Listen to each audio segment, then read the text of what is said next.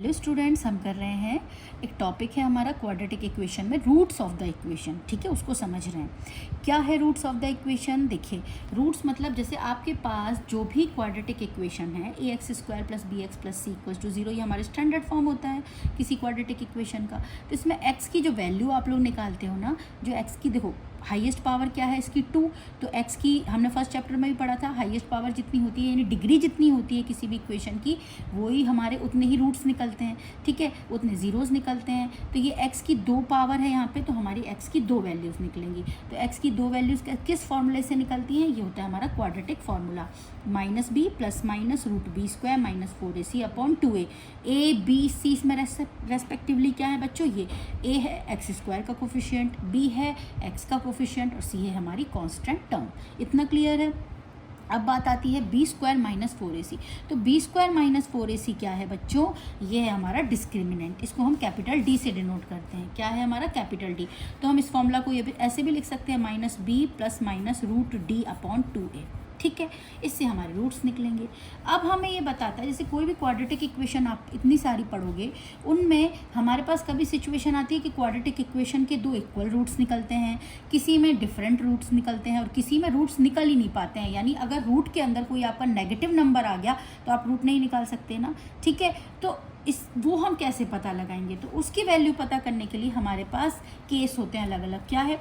अगर b² - 4ac > 0 है, अगर यानी समझो खुद, b² - 4ac > 0 का मतलब क्या हुआ? ये चीज़ पॉजिटिव है, और पॉजिटिव है, रूट के अंदर है, तो कुछ ना कुछ वैल्यू देगी।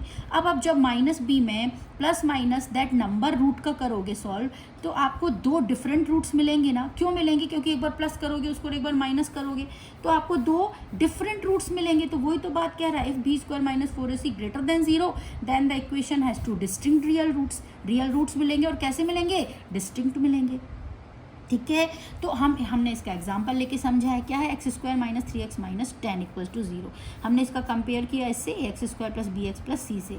तो a की वैल्यू क्या हो गई बच्चों? 1 हो गई। x² का कोफिशिएंट क्या है? 1।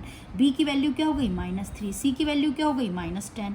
अब हमने क्या निकाला? डिस्क्रिमिनेंट। देखो, हम रूट निकालने नहीं बैठे, सबसे पहले हमने डिस्क्रिमिनेंट निकाला, क्योंकि क्वेश्चन में मोस्टली वो पूछेगा आपसे कि सबसे पहले तो आप बताइए कि जो इक्वेशन है वो डिस्टिंक्ट रियल रूट्स रखेगा या फिर इक्वल रियल रूट्स रखेगा या फिर नो रियल रूट्स रखेगा। तो हम सबसे पहले क्या करते हैं, क्वाड्रेटिक इक्वेशन को पहले देख लेते हैं, डिस्क्रिमिनेंट की वैल्यू हमारी पॉजिटिव आ रही है, नेगेटिव आ रही है, क्या आ रही है। तो डिस्क्रिमिनेंट यहाँ पे आ रहा है 49, पॉजिटिव है। अब पॉजिटिव है तो इसका मतलब d > 0, ठीक है। अब x की वैल्यू हमने फॉर्मूला अप्लाई किया। जब हमने फॉर्मूला अप्लाई किया बेटा, इसको सिंप्लीफाई किया, 3 ± 7/2। एक बार हमने जब प्लस साइन लिया तो हमको x की वैल्यू मिली 5, माइनस साइन लिया तो x की वैल्यू -2, यानी x 5 और x -2। तो 2 डिफरेंट रियल रूट्स मिल गए कि नहीं हमको? ठीक है। अब दूसरी कंडीशन हमारी आती है, इफ b² - 4ac = 0। अब खुद समझो, b² - 4ac अगर आप 0 रख दो तो आप खुद ही बता सकते हो बिना एग्जाम्पल के कि अगर आपने यहाँ पे रूट में 0 आ गया तो -b/2a तो बचेगा। अब आप -b/2a के संग +0 लो और -0 लो, तो आपको इक्वल रूट्स ही मिलेंगे ना। तो आप डायरेक्ट बोल सकते हो कि इफ b² - 4ac यानी डिस्क्रिमिनेंट अगर 0 है तो हमको 2 रियल रूट्स मिलेंगे। ठीक है, वही हमने एग्जांपल लेके किया है, 9x² - 6x + 1। तो हमने जब इसको सिंप्लीफाई किया बच्चों तो हमें ये मिला 6 ± √0/18। अब +0 लो या -0 लो, आपको दोनों में सेम वैल्यू मिलेंगी ना। तो b² - 4ac = 0 है, तो आपके जो रूट्स कैसे रहेंगे? 2 इक्वल रियल रूट्स। ठीक है, तो हम क्वेश्चन के अकॉर्डिंग ही समझते जा रहे हैं और हम क्वेश्चन भी कंडीशन भी समझते जा रहे हैं कि क्यों हुआ ऐसा। रटना नहीं है कि अगर ये 0 है तो इक्वल रियल रूट्स होंगे। आपको समझ में आ गया क्यों होंगे? अगर 0 है तो भाई ये 0 हो गया ना, -b/2a बचा, -b + 0 करो, -b -0 करो तो सेम वैल्यू मिलेगी ना। तो 2 इक्वल रियल रूट्स मिल गए। ठीक है, अब थर्ड केस आता है आपके पास कि अगर b² - 4ac की वैल्यू, इस केस में b² - 4ac की वैल्यू अगर <0 मतलब कि नेगेटिव मिल जाए आपको, अगर b² - 4ac, ठीक है, तो ये आपके पास इक्वेशन है 2x² - 4x + 3 = 0। अब इसमें अब b² - 4ac बच्चों निकाल रहे हो ना, तो ये मैंने एक्चुअली क्या यहीं पुट कर दिया। b² - 4ac आप निकालोगे ना अलग से, तो वो कैसा निकलेगा? माइनस में निकलेगा। ठीक है, क्या आएगा आंसर? -8।